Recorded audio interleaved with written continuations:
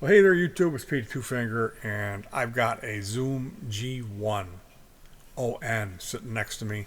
I've got a B1 ON that my wife played through for a while. I built her a preamp with individual circuits in it.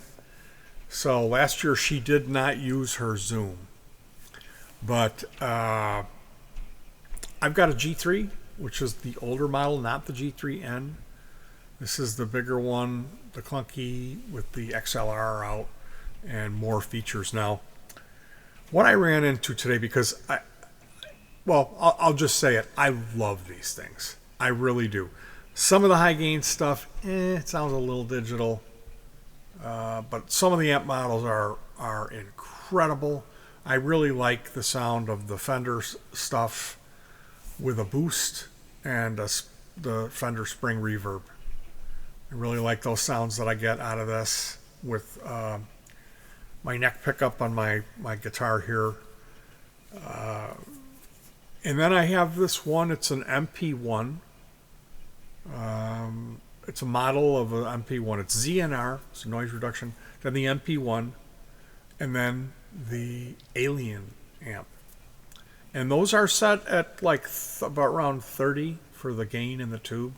Same thing with the MP1, it's not much, but when you combine those, that MP1 patch, it's weird. It's under a preamp or distortion, and it says that it's a combination of a tube preamp and a JCM 800. So I don't know how that works. I just know that I use that with a filter delay in the hall reverb, and that is this favorite patch of mine. It's dirty, it's nasty, but it's unlike anything I've ever played. It's got something to it. What I read about today, you could take a look at Shoegaze channel. We'll pop over the Zoom Effect Manager. So this enables you download this software, and it enables you to load effects into whatever Zoom you have from whatever other Zoom, which is crazy. And I always expected that this was the case, that they all shared the same models, because they do. So this is the video. I hacked my Zoom effect pedal, and this is what happened. It's called the Zoom Effect Manager 1.11. There's also a 1.10. What if I told you you could have almost every effect in your Zoom MS50, MS60, MS70 CDR, G1, B1, this Alexander Pushkaru, brilliant programmer, found a way. It is unofficial effects manager. Be careful, as the software is not official and can damage your pedal. And what that means is that if while your Zoom is connected and is firmware updating, while you click OK and this line is going to, if you have a brownout, if your antivirus interrupts that process, your Zoom is going to be bricked. Now, it's not always the case. Sometimes people can come back from that. They can reboot it and it's fine, or hook it up to a firmware manager and do the original firmware update and fix it that way. But according to these guys, and they've been doing it with these pedals, you can just pick and choose what effects you want. Me, I'm good. I mean, the thing that got me about the Zoom is, well, there is a Dynaflanger in the G3 that's not in the G1.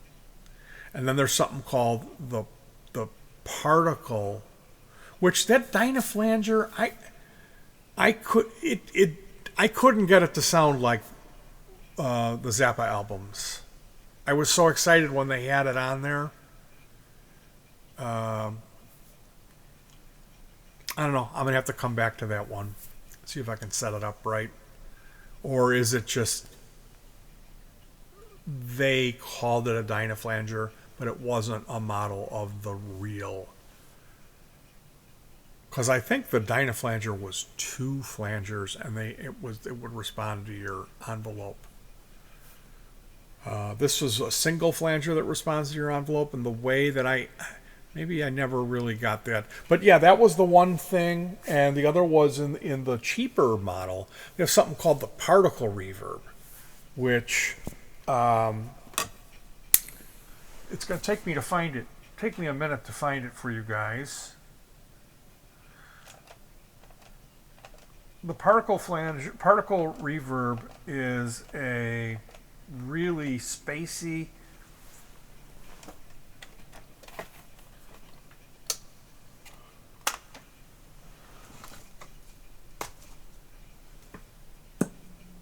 and it's a super power hungry effect. Like if you run the particle reverb, there's only so much memory in the device, and it eats up almost all of the device's memory with just that one effect. I'm digging here for the patch cord. I haven't played this setup here for a while. So yeah, here's the particle reverb. Now the thing about it is, I believe that the Zoom G3 has more processing power than the G1, and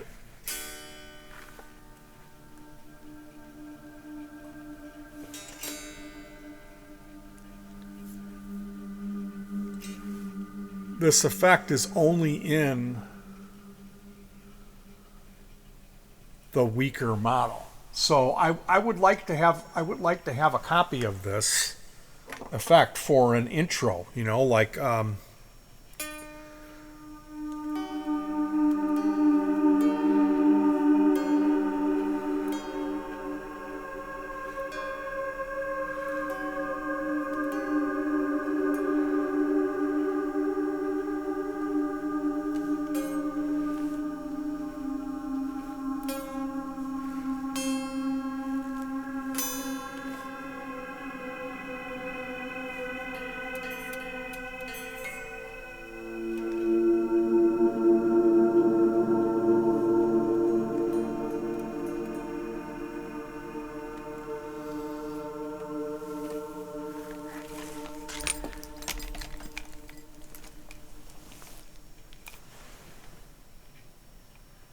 that's the noise reduction. It's a slow gear, the particle reverb, a delay, and a compressor.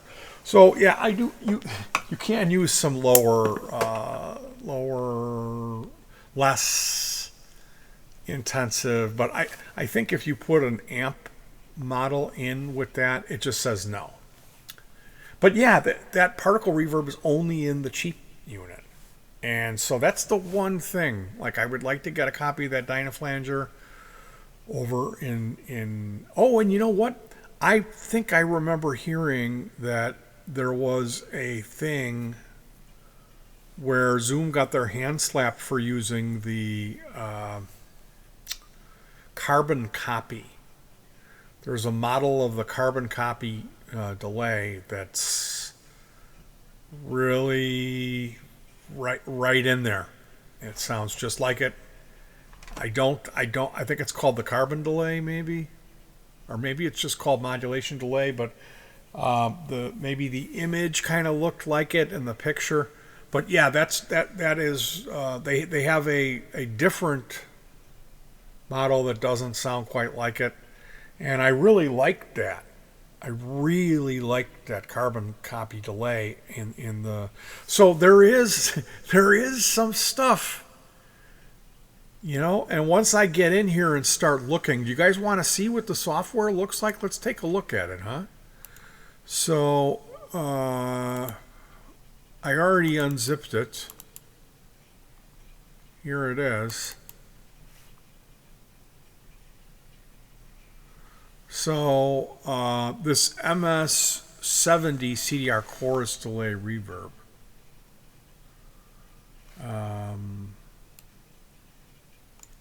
Orange limb. A filter.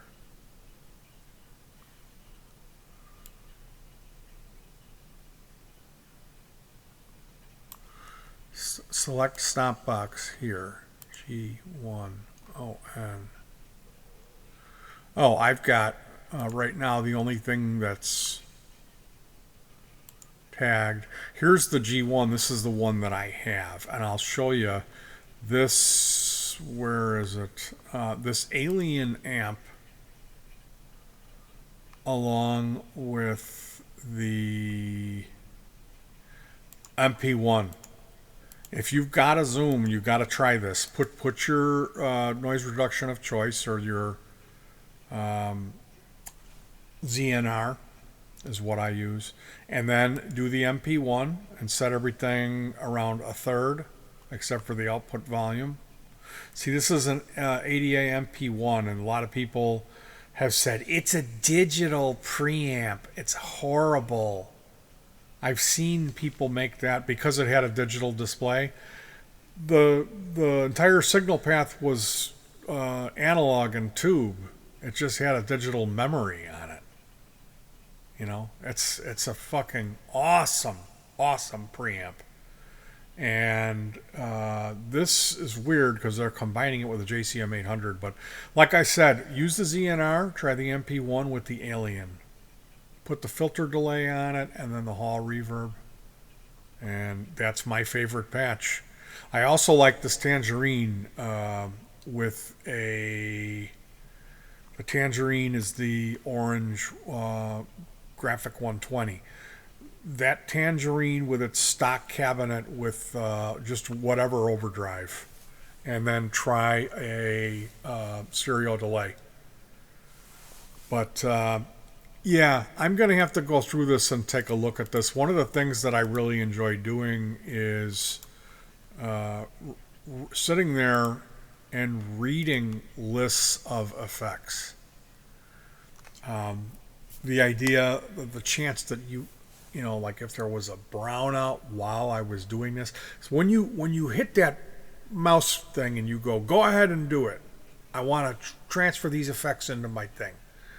There's a little bar, and if something happens, if you get a brownout, or let's say your antivirus comes up, we're going to run a check.